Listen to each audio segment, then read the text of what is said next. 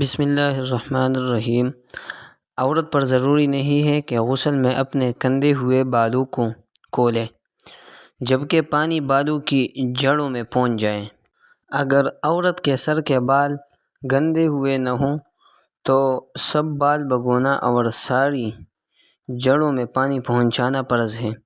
ایک بال بھی سوکھا رہ گیا یا ایک بال کی جڑ میں پانی نہیں پہنچا تو غسل نہ ہوگا، اور اگر بال کندے ہوئے ہوں تو بالوں کا بھگونا معاف ہے، البتہ سب جڑوں میں پانی پہنچانا فرض ہے۔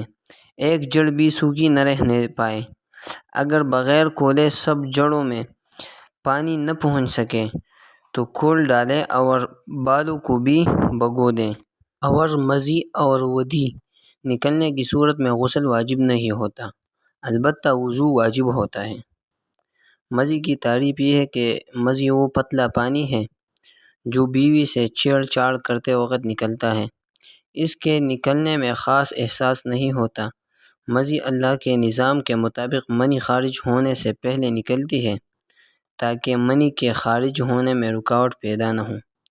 ودی کی تعریف یہ ہے کہ یہ طبی امراض و عوارض کی بنا پر پیشاب سے پہلے یا بعد میں عام طور پر نکلتی ہے۔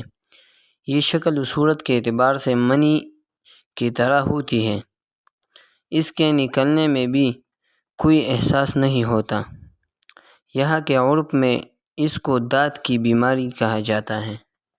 لہٰذا ان دونوں صورتوں میں غسل واجب نہیں ہوتا، البتہ وضو لازم ہوتا ہے۔